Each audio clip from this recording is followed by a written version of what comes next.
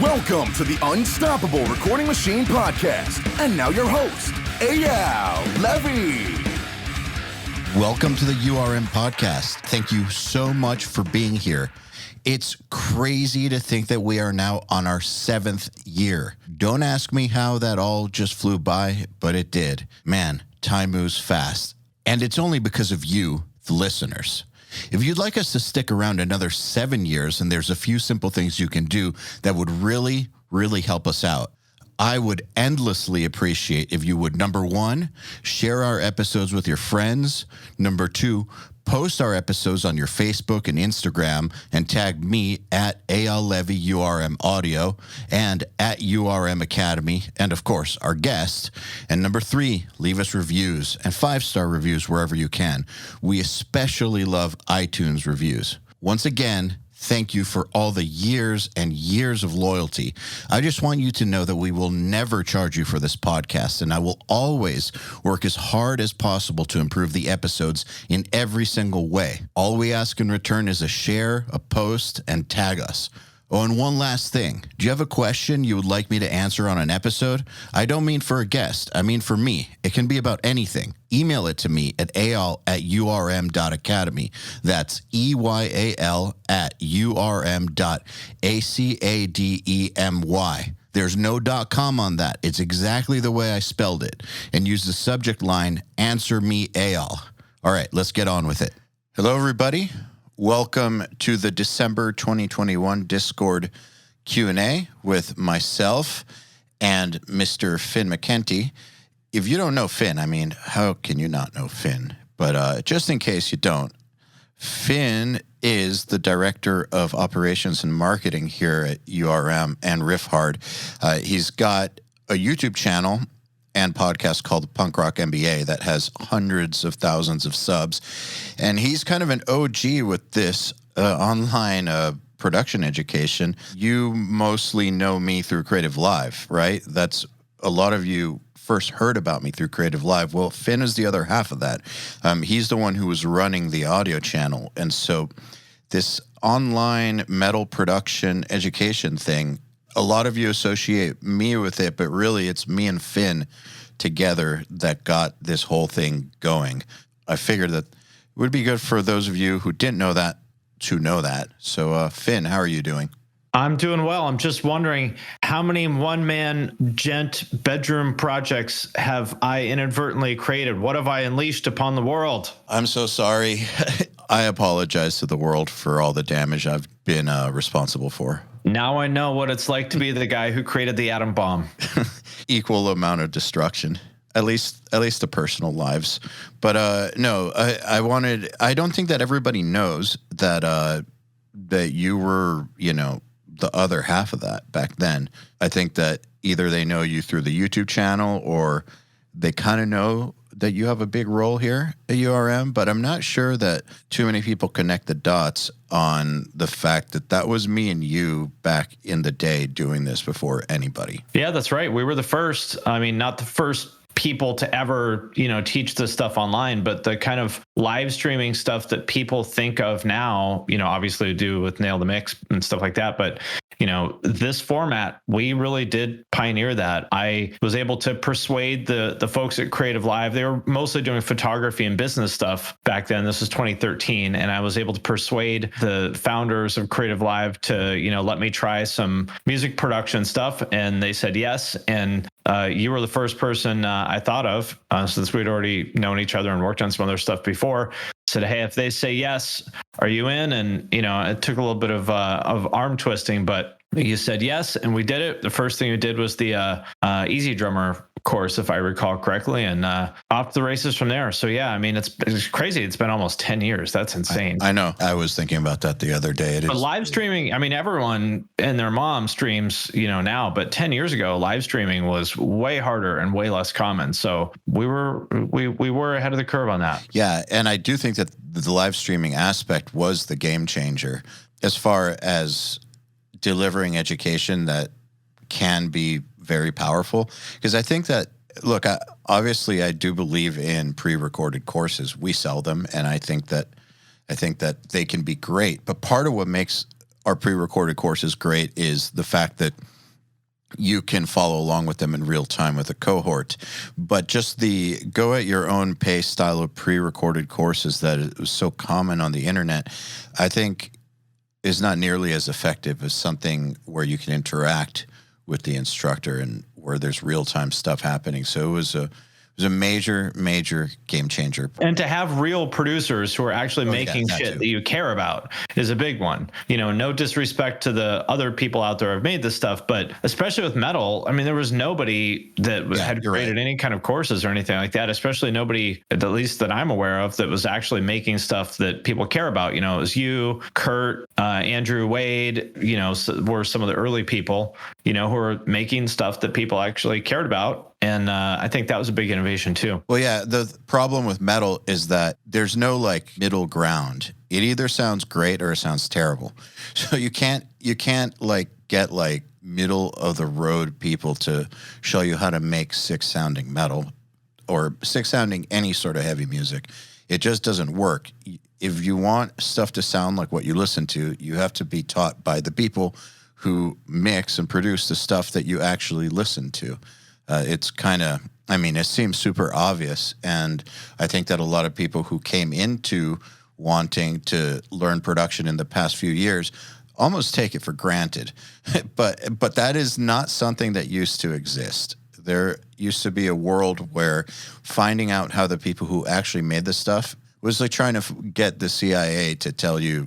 Going through some cryptic 2-sentence post on the Andy Sneap forum. Well, what I think he meant by that is, it's like decoding it. And now everyone has access to all the people that we've had on Nail the Mix and the podcast and all that stuff. And it's a different world now. And I think it's awesome to see. I'm thrilled that it's grown to what it has. Likewise. All right, let's take some questions. So first up, we've got Mike Skinner. Hey, Mike, how are you? Hello.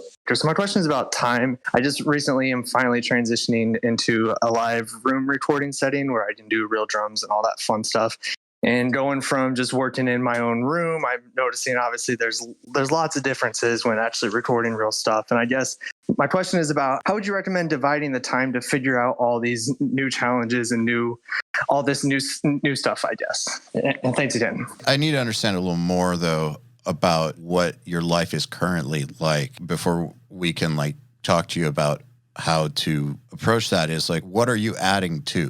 Can you give us a little more detail? The biggest change is that before I was only in a small bedroom and I was only able to put about 20 hours a week, you could say. And now that has switched to where I have now switched that to where I'm working another job less and putting more time into audio. So I have more time in general, you could say, about twice as much time as I had before. And I just need some guidance on what to put that time to best start to learn all this new stuff, I guess. Well, how much time is the stuff you're actually working on taking up? Here's what I mean. If you're a producer and you're booked 7 days a week, 8 hours a day, and you also have a family or something, that doesn't leave a lot of time for extra stuff. So I feel like you're still not giving us very clear answers.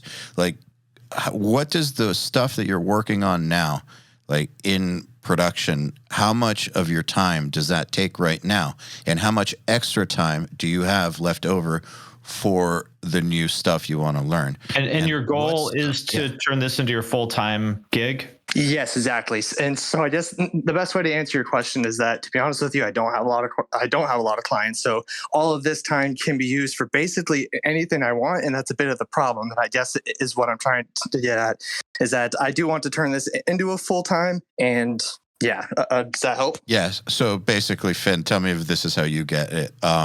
Sounds like Mike has a bunch of time to spend on it and just doesn't know what to spend it on, but he wants to turn live sound into his job. Yeah, that's so live sound or recording bands. Which is it? Is it front of house? Yes, recording bands. Sorry. Got it. Okay.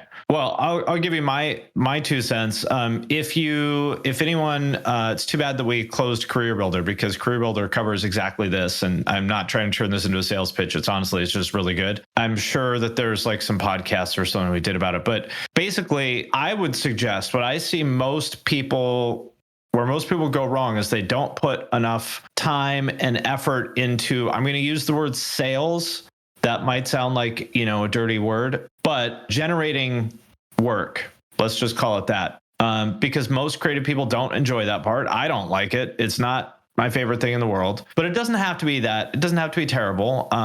Just going to shows and talking to people, making friends, stuff like that, as long as you have kind of in the back of your head, like, how am I going to turn this into business without being, sleazy guy handing out business cards everywhere. But that's what I would advise. I don't know where you're at technically, but I think most creatives probably, if you're listening to this, you probably don't suck is my guess, or at least there's a set of clients where you're good enough to be working with them already, if they just knew who you were. So I don't know what the exact number is, but like, you could sit in your room all day auditioning mics and getting 1.5% better at, EQing overheads or whatever. Is that going to move your career forward? I would say probably not as much as if you spent some time getting out there and meeting some people, expanding your network, and trying to drum up some business. That's my opinion. What do you think, Eyal? Yes, because right now, if we were to be like, all right, you need to spend 72% of your time on learning these techniques, and then 4% of your time on this, and exactly this many hours on that. I mean, what's that all based on? You will mold your focus based on what kind of work starts coming in. So if you don't have work, you're kind of just arbitrarily picking random things to work on. If you want more of a certain type of work, go and make some effort to line more of that stuff up. Then you'll have some actual challenges in front of you, and you will have to learn those things. And then as you do that more and you have more clients, a direction will start to form itself. And through that, you can start to focus. You'll start to understand what to focus on more. But otherwise, it's all just purely theoretical stuff, in my opinion. Right. And when I say like sales, again, that might sound like an off-putting word. Don't think about it that way. It's not like go out there and be the used car salesman, but I want to really encourage the stuff Joel talks about in that course of like actually making connections with other humans, whether that's, in person or online. I don't think it matters. If you're able to meet people in person, I think that's always the best. Obviously, for the past 2 years, that situation has been difficult, but make connections with people. Like a lot of creatives don't like that, because they're introverts, which I totally understand, but like tinkering with your website, that doesn't count. Nobody cares about your website, like nerding out about what you're going to do on social media, planning stuff. That's not the answer. You got to get out there and make relationships with people, because that's how all creative businesses work. The main thing I would suggest you focus on in general is to be top of mind for the people that you want to work with. And I don't know who those people are, if that's like a genre, if it's like local, artists. I don't know what like your kind of target market is, but what you want to be is that as soon as those people decide, like, I want to record, that you're the first person that comes to mind. And whether you do that from DMing them or hanging out with them at shows or, hanging up flyers, at Starbucks, is whatever. Like that's up to you. But I think probably some combination of just simple stuff like commenting on their posts, going to the same shows as everybody. If you have one thing Joel suggests in Career Builders, I think is really smart, is to have a band. Basically, I don't want to say like as a marketing vehicle, but, a hobby band that you don't like expect to turn into something, serious, but it's a reason to be there. And, people are always going to be more willing to work with their peers, and they're going to trust you more as a producer. If they've heard your band and they think it's cool, that's going to make them a lot more likely to trust you. So just be top of mind, get out there and just, make friends basically. And those friends will turn into clients if you, if you give it time. And again, I will just reiterate that by doing that, this becomes more real life. It doesn't just become this like, I have 40 hours this week to just spend on some random stuff. What do I do? It becomes real life, and you end up having actual things to work on, which gives you an actual focus. And then how to divide your time up starts to make actual sense. I don't want to just give you like some workout program or something that's just like pulling something out of thin air.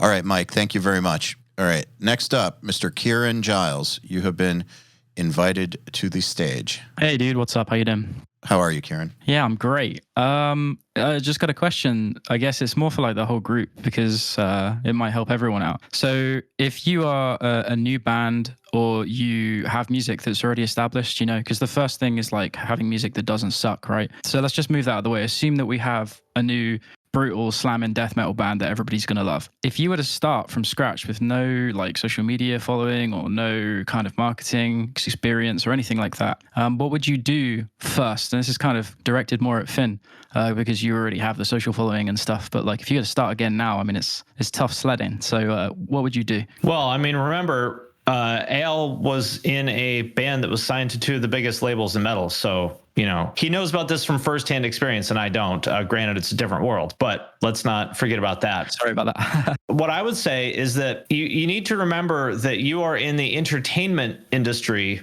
not the music industry exactly, because, producers are in the business of making music. Bands and artists are in the business of entertaining people. And your music is part of that, but it's not all of it. I would say that you need to think about more than anything, like, what are you trying to say? Like, why did you start making music? And it could be just like if the only reason you started making music is because you have some cool riffs and you like playing riffs, well, then maybe other guitarists are your audience. I think that's the thing to think about is like, what are you trying to say? And then say it. And it's okay if it is. I mean, I've sort of, I don't know if being critical is the right word, but yeah, I mean, I have been somewhat critical of music that is just music for other musicians, not because there's anything wrong with that, but because there is a ceiling to that. So the context, when I say that, the context is if you want this to be, anywhere close to mainstream, you're going to have to, broaden your audience past just musicians. But as long as you're okay with it being just musicians, I mean, that works fine for, plenty of artists that we all know about, works fine for Polyphia, right? So that is a totally valid approach. But what are you trying to say? And then how do you say it? And you have to think about all the content that you make on social media, the way that you present yourself in any given situation. Like you have to think about all of that as part of what you were doing as a creator. The music is just part of what you do. Maybe there are some people who succeed based purely on their music, but I don't think there's very many of them. I think, at least beyond the level of like a very like niche kind of thing, it's about personality. It's about like telling a story. That's what I would think about. I know that's kind of vague, but think about like, what are you actually trying to say? Because if it's just like, well, we're a metalcore band, you can see the problem there. It's like, well, why would someone choose to listen to you instead of the 9 million other people out there who are already doing this competently? Unless like you were doing it so much better than everybody else, which is possible. Maybe you are just like so jaw-droppingly good that as soon as people hear it, they go, oh my God, this is my new favorite thing. That might be possible. But why would they even choose to listen in the first place is the question that I think you need to answer. So when someone sees you on Spotify or, Instagram or YouTube or anywhere else, why would they even choose to listen in the first place? Let's just assume your music is great. Why would they even choose to listen in the first place? That is a question you need to answer and like tell that story through every opportunity that you have on any given platform. I don't know if that helps or makes sense, but it's kind of a broad answer, but it's a broad question. I can elaborate a little bit. So say that, let's just use, for example, the metalcore band, like it being just the most jaw-droppingly good one on earth. Well, an example of that in real life, it's not metalcore, it's more like melodic death metal, but like that's Black Dahlia Murder. They have gotten to where they've gotten by just being jaw-droppingly good, by taking that style, not really innovating the style, but just doing it better than everybody else and have just built their entire reputation off of that. So like, even if that's your answer is, we play this style of music and we're just like the best at it, that's fine. But you got to be clear about what that is. Now, what I would do now, I'll tell you a little bit about what I did then, the strategy, because the strategy would be the same. The tactics would be different. Back then, what I did was I did a lot of research and studied and figured out exactly how people get signed to big labels? Like, what is that process? Like, how do the A&R people find out about you? Not find out about you in a way that makes them throw your shit in the trash. Like, how do they find out about you in a way that makes them actually listen? What kinds of things do you need to have in place? Like, what is it that all these bands that have gotten signed to this label before me have in common? What did they all do that's the same? And I figured it out, and it worked. It worked exactly as expected because I spent enough time learning about how this shit was done that I then just plugged myself into that equation. Like, certain things like, all right, I know that Disturbed handed out something like 75,000 free CDs before they were signed. And then I come to find out that Dave Matthews Band, not that we sounded like them, but Dave Matthews Band did the same thing. And then come to find out Papa Roach basically did the same thing. And then come to find out that lots of bands in that era before us basically flooded their markets with free listenable shit. So, hey, I did 25,000. That's all I could get done on my own. I had no help. But I put those everywhere. So I found out the A&R guys never accept stuff that comes to them like directly from the band. It always has to come through a trusted source. The end. Okay, so how do I find out who these exact trusted sources are for this person? Okay, found that out. How do I get them to like what I'm doing so much that they're going to talk to this person about it? All right, how does this person make decisions once he's already heard something that he likes? Who does he talk to? Like, what's he going to weigh? Oh, he likes bands that have a video already. He likes bands that have been on tour already. He likes bands that are self-sufficient. So line all those up. Lined up a UK tour before we were signed. Lined up a music video. Lined up all the stuff that I knew he looked for. And there's more to that. But anyhow, what I would do now is I would ask myself, how do people discover new music and become fans of it? Like, what is that process? I know that there's several ways that it happens, but how does it work now? And what are those ways? And then I would make sure I'm right about that. I would both ask myself, how do I become a fan of stuff in the modern age using modern technology? And I would ask some people I know of at different age groups. I would ask people in their 20s, people in their 30s, people in their 40s, how do they discover new music? What's a band that they now listen to that they didn't listen to a year ago? When did they first hear of them? How long did they know about them before they even listened to them the first time? How long after they listened to them the first time did they decide to listen to them again, et cetera, and start to understand how this works. And then I would just plug myself into that equation. And I guarantee you that as long as my music was good, it would work exactly like this shit worked in the early 2000s when I was doing that stuff to get the band signed. So because the one thing that you can't change is how other people discover music, whether it's an A&R guy or a fan.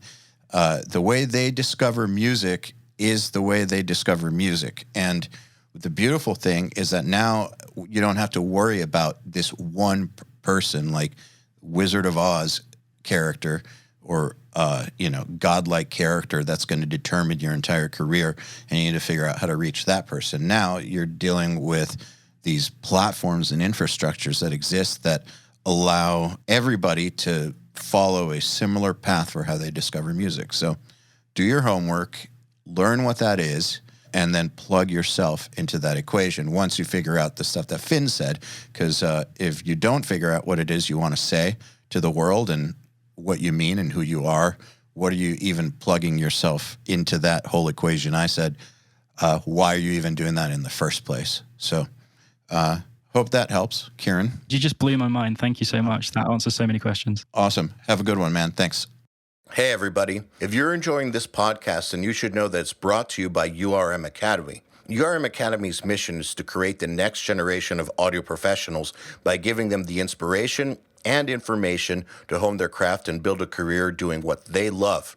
You've probably heard me talk about Nail the Mix before, and if you're a member, you already know how amazing it is. At the beginning of the month, Nail the Mix members get the raw multi-tracks to a new song by artists like Lamb of God, Angels and Airwaves, Knock Loose, Opeth, Meshuggah, Bring Me the Horizon, Gojira, Asking Alexandria, Machine Head, and Papa Roach, among many, many others.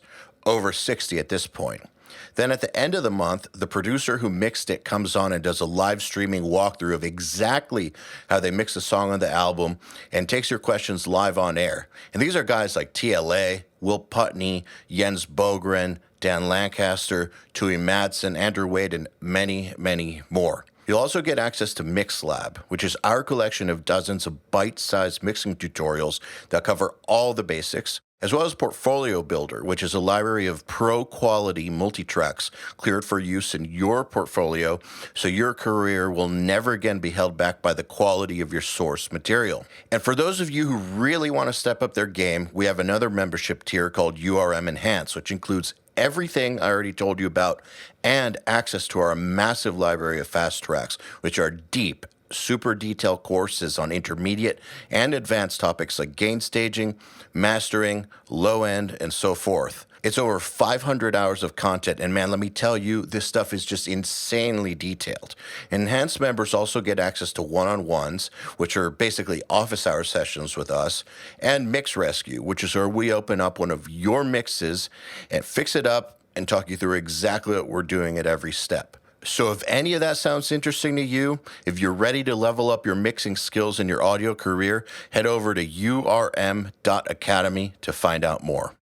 Next up is Joao Vitor. Hello, guys. Can you hear me? Yes, sir. How are you doing? Doing pretty good. How about you? Good. What is your question? A few weeks ago, Mick Gordon told us in his Q&A that the most important things in making it as a composer are making good and unique music and presenting your music in a unique way. What would you say is unique in 2021? Because I feel like everything has been done. We've got music videos, we got CDs, we got YouTubers, we got people that put a lot of thought in their visual image, and I can't really seem to find something that makes me unique or anyone else. Do you guys have any idea what can be done today? Finn, I'm going to let you answer this, but I just want to say one thing real quick. I remember reading that in 1904, I forget who it was. I think it was like the head of the patent office or something like that. Some official who dealt with new inventions said everything that can be invented and should be invented has been invented,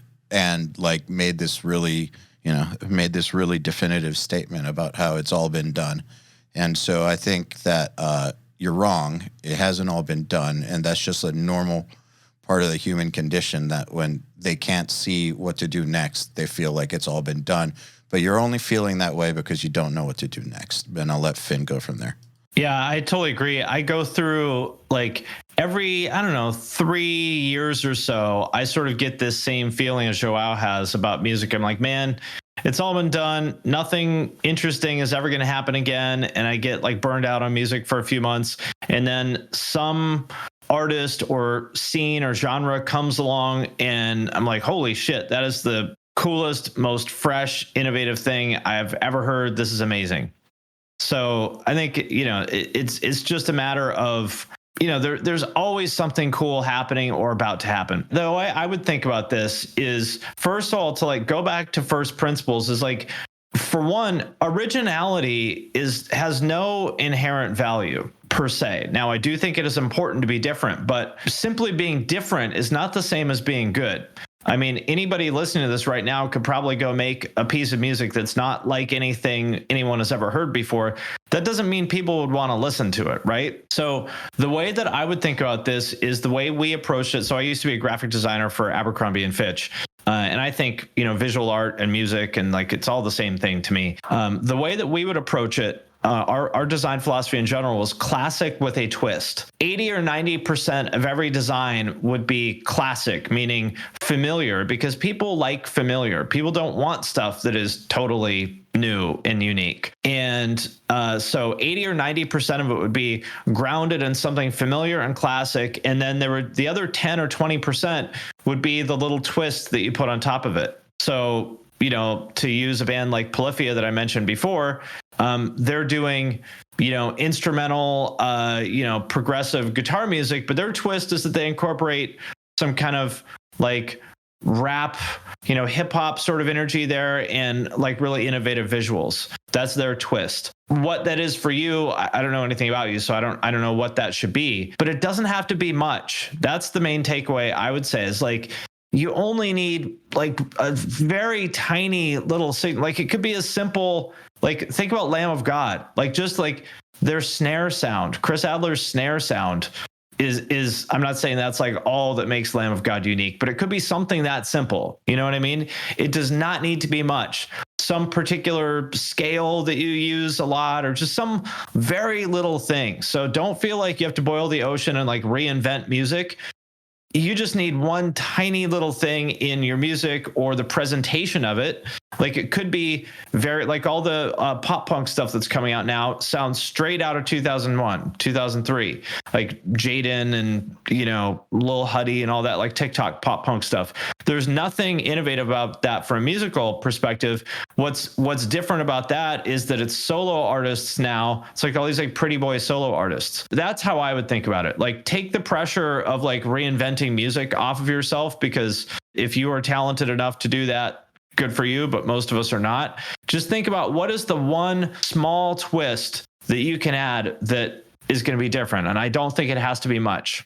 Got it. Thank you so much. But that's I was mostly thinking about, you know, the visual side of things, because I know I'm probably not going to reinvent music or something like that. But like, I don't know how to show people that in a way that is interesting, like literally showing them. I can think of something like a different new way to make people notice me. Well, yeah, I mean, it's the same. You got to start somewhere. That's what I would say. I mean, with anything, you know, Eyal and I have talked about this before on podcasts and stuff, but I think a sort of trap that a lot of people fall into is that they believe that the way it works is you find inspiration and then you start doing stuff. I think it's the other way around. I think you start doing stuff and then you find inspiration. Like I do a lot of like presentations, like, you know, PowerPoints and stuff like that.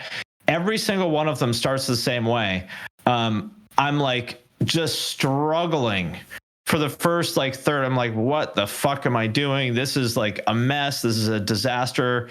I have no idea what I'm doing. And then halfway through it, something just clicks. I'm like, oh, now I get where I'm headed with this. And then it just like the light bulb goes off and I find the direction and then it comes together. So my suggestion would be, rather than sitting here trying to think of what is that, you know, different, innovative visual thing that I'm going to do, because obviously you don't know what it is right now, start doing shit. And it's okay. Maybe like, let's say you're making album covers or whatever it is. Maybe you need to make 50. Maybe the first 49 are going to suck and be uninspired crap. That's okay. You know, that's part of the process. So I think that inspiration comes from action, not the other way around. Yeah, I'm going to add to that. I think that lots of people, and this could be part of your problem, Joao, is lots of people are afraid. They're just afraid because they know they're not good at something yet, or they don't know how it's going to come across, and so they're afraid to move forward. If you were to look at Finn's YouTube channel now and didn't know where he started, you might mistakenly believe that his videos have always been like this. But if you want a perfect example of what it means to just start making stuff, go to his YouTube channel and look at the first 3 videos. I might have taken them down because they're so bad. Bummer, because I tell people to go see them. Okay, well, maybe I need to put them up again. But that is exactly true. I didn't know what I had made videos before, but still, I mean, the stuff I made at the beginning was not good. So don't be afraid. I don't want to say suck, but you know, maybe you don't suck, but if you do, that's okay. It's part of the process. We all got to start somewhere. You know, nobody is good at anything on the first try. I'm going to add a few more things to this. If you're starting a podcast, This is why when people tell me they want to start a podcast after I get done telling them not to, if they actually want to start one, I do tell them to record about 8 episodes or 9 episodes before releasing anything. A, to see if they actually want to follow through with it, but B, because it's going to take a second to not completely fucking suck at it. You know, I started making music again back in September.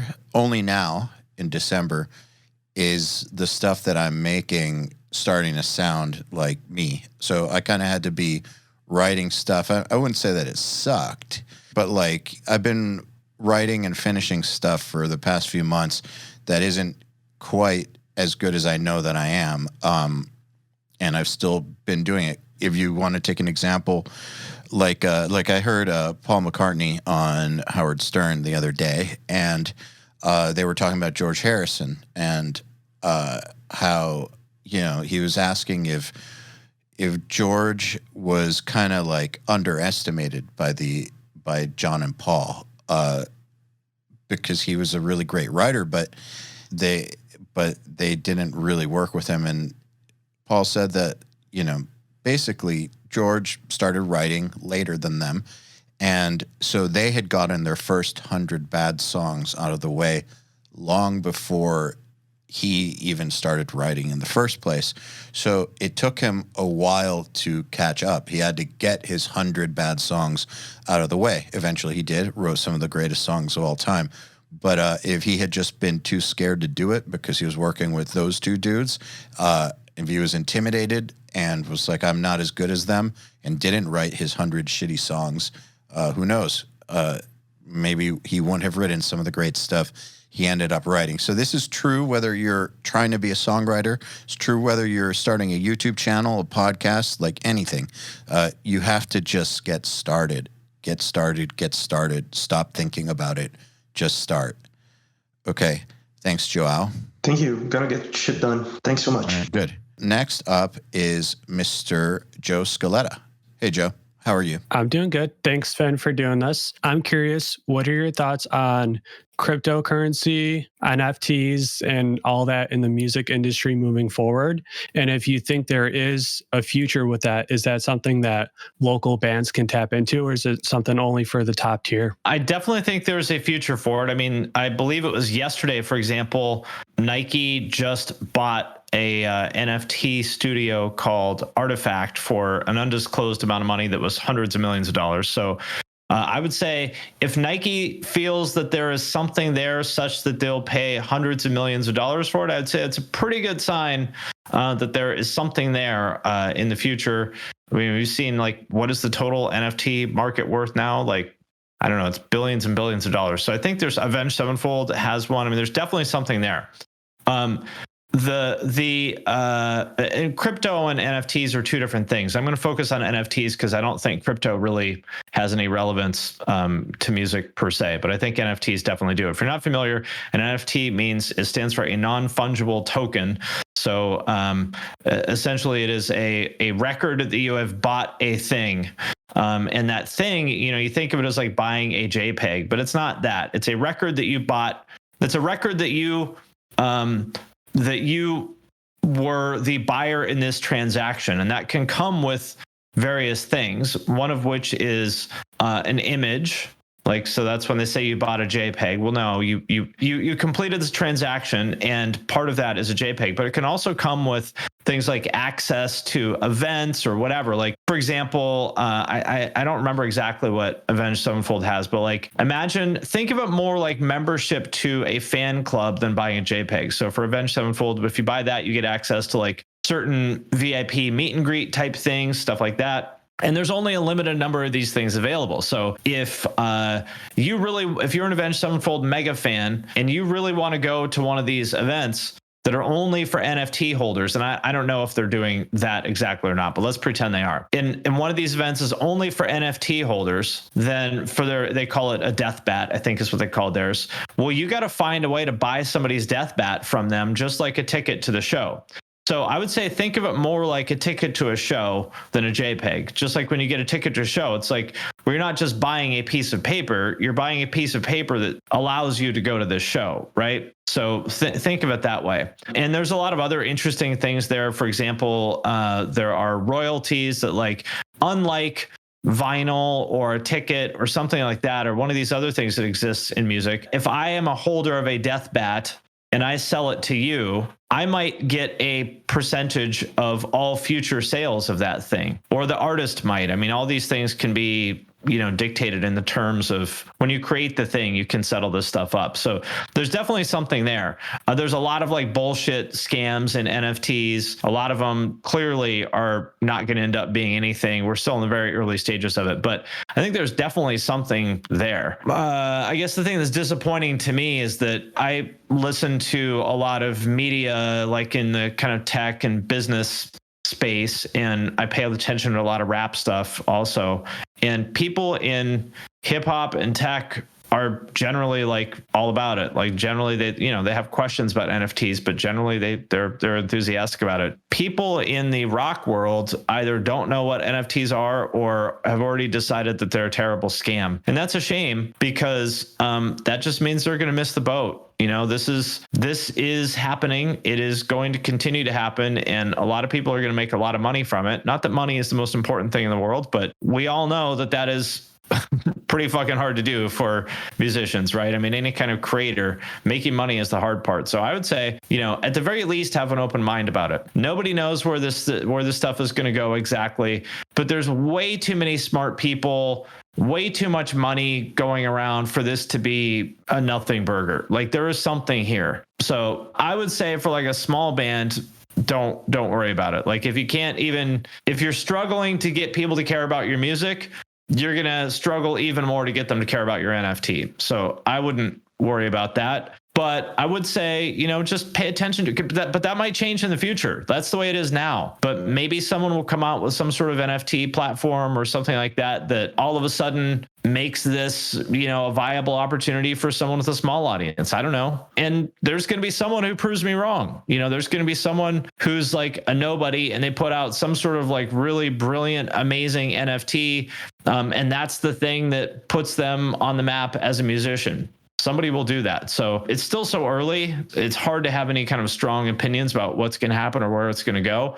But I would say at this point, if you're struggling to get attention for your music, I would just focus on that. But it's interesting. I'm excited to see where it goes. Thanks, Joe. Thank you. All right. Up next is Chris Boyd. Hey, Chris, how are you doing? Awesome. I'm doing great. How are you guys doing? Good. So what is your question?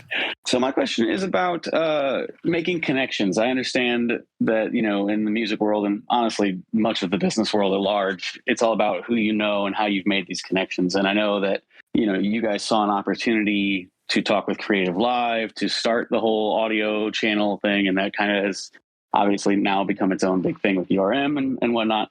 So my question really boils down to, how do you recognize these opportunities and build these relationships with people without necessarily feeling kind of sleazy? I don't know. I feel whenever I recognize that I'm in a good opportunity, like I'm surrounded by a bunch of my peers who could go on to be large names in the audio world one day. How do you recognize that you have this opportunity without necessarily feeling like you're using it? You know what I mean? Like, is that just like a personal thing that I need to work on, or is there like, how do you recognize these opportunities essentially and, know when to jump on them and know it's a good thing for everybody? Sounds to me like you're kind of describing imposter syndrome a little bit. Yeah, I need to hear a little more about this. Chris, tell me if this is characterizing what you're talking about or not. So let's say that you ended up having dinner with a member of your favorite band and their manager and, booking agent or something like that. And you're like, oh shit, like I'm at a table with some, people that could potentially do a lot for me. And I'm excited about that, but I don't want to be a douchebag and like, I don't know, fuck it up or, turn this into some sort of like a sales pitch for myself in a way that would make them think I'm an asshole. That's pretty spot on. Okay. So to me, the question or the way to think about it is like, I don't think you can force it. At the end of the day, you should just try to be a cool person and just like I just think of it as making friends with people, because especially like in the music industry, you know, and like action sports, and like it's these like very informal industries, but it's true aside from that as well. It's really the boundaries between personal and professional are very fluid, you know? I mean, for example, like Eyal and I met at a random, like we were at NAMM, I think. The Golden Gods, yeah. That's right. And we ended up just having lunch with some of the Metal Sucks guys or something like that. And I knew Eyal, knew of him through his column for Metal Sucks. I had one too. It never in a million years occurred to me that we would ever, you know, become close friends, or that and then even after we became friends, I never thought that we would be like working together in the way that we are now. So focus on being, you know, a cool person and make friends. And if there are opportunities that arise, they'll arise. Just don't worry about it, you know, and you'll know when those opportunities are. Like the question I always ask myself is, what's in it for them? Like if I want to hit someone up about a project or an idea that I have or something, it's always got to be about them. Like before I'm going to ask you to do something, like let's say, you know, I want you to record my band. What's in it for you? Well, I'm going to pay you. And if I can't pay you, well, why would you do it? If I don't have an answer for that, I'm not going to ask, because then you are an asshole. So just be a cool person and think about how you can like genuinely make their lives better in some way, even if that's just like, you know, having lunch with them and just a nice conversation, and that's that. Like, you know, just I would say trust that if you are a cool person who has good intentions, that I believe opportunities will present themselves. And maybe that's a little too loosey-goosey, but I wouldn't worry about the transactional part, the part of like, how am I going to turn this into an opportunity for myself? I wouldn't worry about that part. I think it will come. I would just try to make friends. What do you think, Eyal? So I actually talk about this in Career Builder some, two different types of networking, and one being targeted and the other being open-ended. And I actually believe that the targeted networking should be rarely, if ever, used. Targeted meaning there's this specific person I'm going for a meeting with, and I'm going to try to get X out of them. Whereas open-ended is way better, and that's the just making friends with them. So you're having dinner with, you know, the person from that band, their manager, and their booking agent. Just have a good time. The end.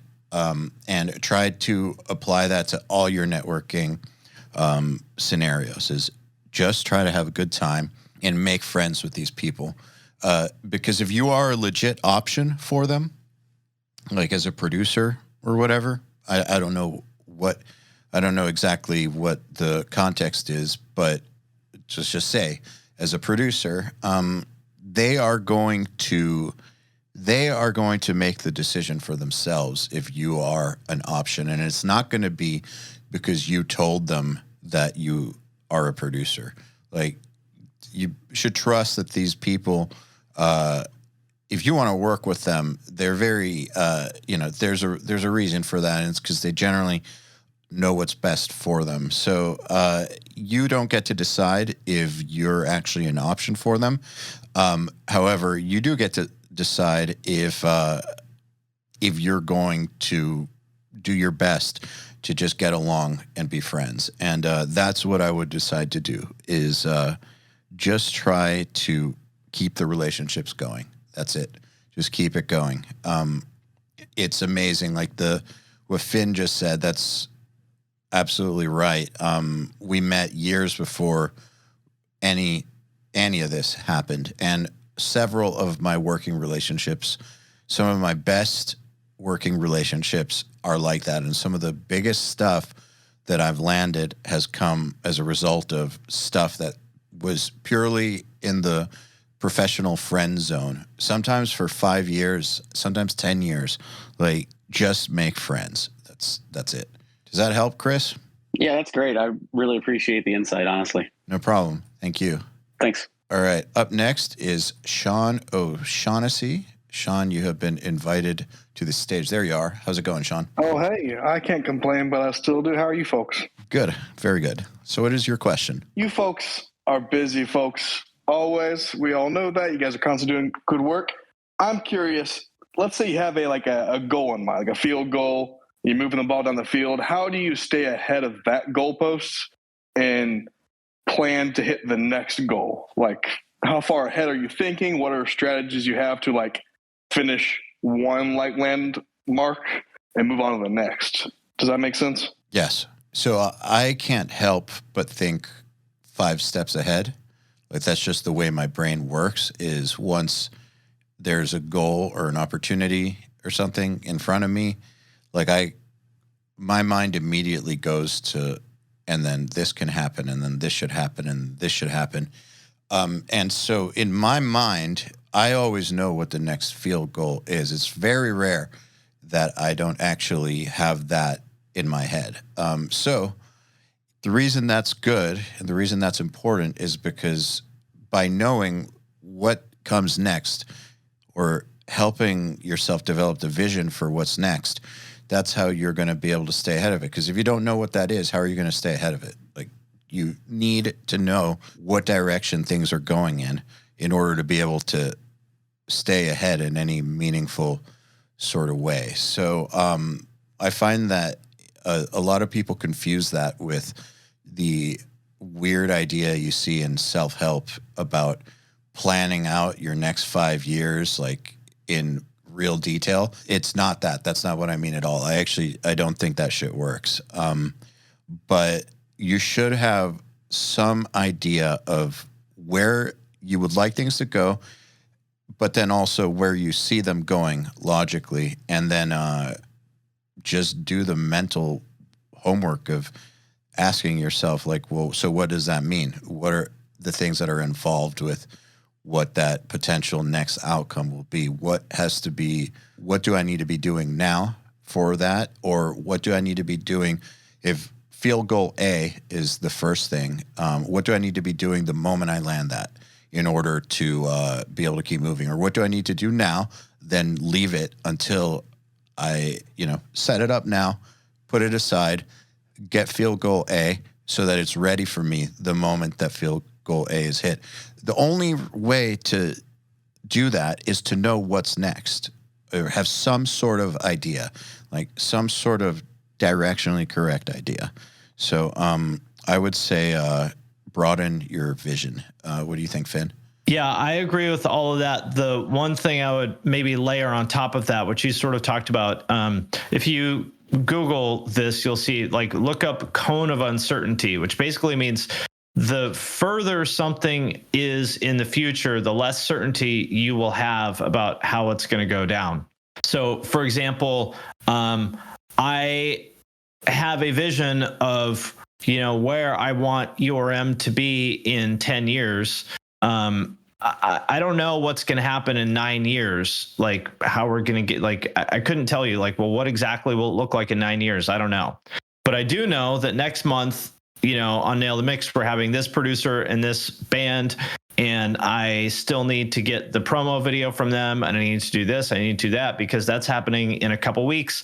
I have a lot of certainty about that. I don't have very much certainty about the future. So I think it's like having a broadly defined goal for, the future, call it, 1 to 10 years, and having a lot of clarity about the very near future, and always sort of checking those two things against each other. Trying to plan the distant future in excruciating detail, like Eyal said, is just dumb, because there's so many things that can happen. On the other hand, to just sort of shrug and say, well, who knows what's going to happen, let life take me where it takes me, is not very smart either. So I think it's like balancing that short and long-term thinking. And I think Eyal and I have that in common. It's just like, I'm just constantly, like, literally every minute of the day asking those questions of, like, I think if you're just honest with yourself, if you have a vision of where you want to be, let's say in 10 years, you will know. If you ask yourself, is what I'm doing right now congruent with that? you'll know in your heart whether the answer is yes or no. What's not as clear is like exactly if the answer is no, it's not as clear, what to do about that. But at least you got to try. If it's like, all right, what I'm doing right now, no, is not the right thing to do. I may not know what the right thing is exactly, but I'm going to try something. I think a common thread with a lot of people that we've talked about on this call today and just in general is like analysis paralysis of like, because you don't know exactly what to do, you do nothing. Doing nothing is the worst thing you could do. You'll never have perfect information. So it's better to take action with imperfect information than to just do nothing. That is my main takeaway, I think. I agree. Thank you, Sean. And we have time for one more question, and that is going to be from Mr. Scott Bennett. Scott, you are invited to the stage. There we go. Hey, Scott, how's it going? Good. I just wanted to ask you guys, obviously you both kind of not got started with Creative Live, but like that was sort of like the incubation for where URM kind of came to fruition. You guys talked about it a bit at the beginning. And I was just wondering like what the one big takeaway you guys got from that time period, like working with Chase Jarvis, who appears to be a very like motivated Gary Vee type kind of person. Like, did you guys take anything from that? Were you guys already the people you were before you got these positions, or was there like a pace at Creative Live that was really intense or anything like that? Just kind of curious about that. Just one takeaway? Well, your best, I guess, your number one, if there is one. I'm curious to hear what yours is, Finn, but like, so Chase is cool, inspiring dude. He's done a lot of amazing stuff. He didn't just start Creative Live. He started lots of stuff. And before that, he became a top tier photographer. So he has mastered art, like his own type of art, which is photography. He has mastered it. Like he didn't just start Creative Live because he sucked at photography. Like he is among the best in the world at photography. And so I have a lot of respect for that because, the thing that works for URM is it's taught by the people who have actually done it.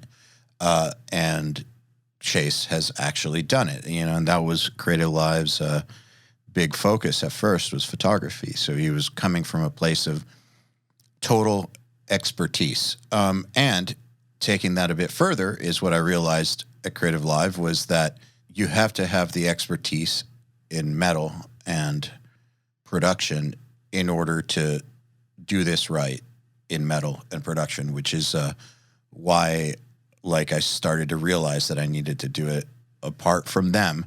Nothing against them. They're great, but they have a very specific thing that they are in a very specific culture, and metal is a very specific culture. And just like you need a photographer like Chase being the soul of the operation in order to have like the best photography instruction, in that streaming type of education. You need something like that for metal to be able to pull off what URM has done. So he both, gotten a lot out of it, but mostly that we needed to do it on our own so that we could define the culture and do it right. What about you, Finn? I mean, I could talk for a very long time, but I worked there for 4 years and I met Chase in 2001 or 2002, maybe 2002. So I've worked with him a lot and learned a lot from him. And I totally agree with everything Eyal said. The biggest takeaway that I have from Creative Live and from working with Chase is the importance of persuasion and leadership. I saw Chase grow from a kind of successful local photographer that was known in the Seattle area for doing a lot of like ski and snowboard kind of stuff to then doing bigger stuff, with national brands like Samsung and Volvo and stuff like that. And then, to become the founder of Creative Live and I think they raised $65 million or something from a bunch of like really top tier investment firms. And I was part of that fundraising process, which was really cool. And the common thread to all of that, and then for him to run the company as well. And the common thread to all of that is persuasion and leadership. Because what I realized about Chase as a photographer, and this is a really important takeaway for producers, Chase is a very good photographer, but he's not the best in the world, and there are plenty of other people who have the technical ability to create the same images that he did. And he would be the first one to tell you this. The reason why you hire Chase is not because of his skills as a camera operator, although he is very good at that, but that's not why you hire him. You hire him because of his ability to persuade your boss that this is the right direction to take. Like if you're the art director and you got to get the marketing people to sign off on it or whatever, that's why you hire him, because he's going to come on that set and there's going to be 10 people there that are spending a bunch of money on this, because he's so good at being the master of the moment that everyone on that set is like, this is going to be fucking awesome. This guy's the man. I was a little bit worried about this direction, but after seeing him in action, like, this is going to be awesome. And you can think about how great producers do the same thing, right? I mean, listen to how people talk about working with Ross Robinson. I asked a friend of mine who had been in all these like hardcore bands since the 80s, like very like, you know, grizzled dude that grew up in like old school New York City, not easily impressed. And I was like, what was it like working with Ross? And he just immediately said, I would do anything he asked me to do. The guy is a fucking genius, like cult leader. I would have done anything he asked me to do. And that's the same thing when you're in the room with investors. Like, you need to persuade them on the vision of your company and the product and why they should give you, you know, 10, 20, $30 million. It's all about like persuasion and storytelling and leadership. Again, I know that's still like sort of vague, but think about that. Anytime that you are in the room with clients or potential clients or your peers or whatever, I'm not saying don't be a bullshitter. Don't do that, because that is dishonest. But just think about like, how can I present what I'm doing, and how can I like be the master of the moment in such a way that it's going to make other people believe in me and what I'm doing? Because I mean, how important is that when you're in the studio? Like, if there's a moment in which the band doesn't believe in you, that's a problem, right? On the other hand, if things are not going well, if you can be the person, like Nick is awesome at this. I mean, like, we just know that Nick he's proven so many times that he is in charge, that I'm never worried. No matter what bad thing happens, I'm never worried, because I know Nick will figure it out. And I'm sure that he's probably sighing right now. He's like, yes, it's true. This is my lot in life, is to be the problem figure outer. But the point of all this is like, be the master of the situation, be the leader. That is just as important. You know, if you want to work with clients, that is, if you want to be anything other than a solo person working in your bedroom by yourself that doesn't rely on anybody ever, but be the master of the situation. You know, storytelling, leadership, and persuasion is the common thread to like everything that I saw at Creative Live, good and bad. You know, there are a lot of, there's other times where you see someone who has a great idea, who's really smart, talented person, but then you see them present their idea or meet people in an important situation. You're like, oh man, that guy just totally fucking bombed. I know he's brilliant and that everything he's proposing is the right idea, but the way he presented it was not convincing at all. And it's game over for that idea. Like, you can see the look in someone's eyes when you realize that they lost the trust of the person that they're talking to. So I don't know. I hope that makes sense. I know it's kind of broad and vague, but it's a big deal. No, that was awesome. Thanks so much to both of you. I really appreciate it. Thanks, Scott. Thank you, Finn, for doing this. It's been a pleasure as always. And thanks to all of you who came to hang out with us. We will see you all next time. Thank you. See ya. All right, then. Another URM podcast episode in the bag. Please remember to share our episodes with your friends, as well as post them to your Facebook and Instagram or any social media you use. Please tag me at Eyal Levi URM Audio at URM Academy, and of course, tag our guests as well. I mean, they really do appreciate it. In addition, do you have any questions for me about anything? Email them to me at eyal@urm.academy. That's EYAL @urm.academy, and use the subject line, Answer Me, Eyal. All right, then. Till next time, happy mixing. You've been listening to the Unstoppable Recording Machine podcast. To ask us questions, make suggestions, and interact, visit urm.academy and press the podcast link today.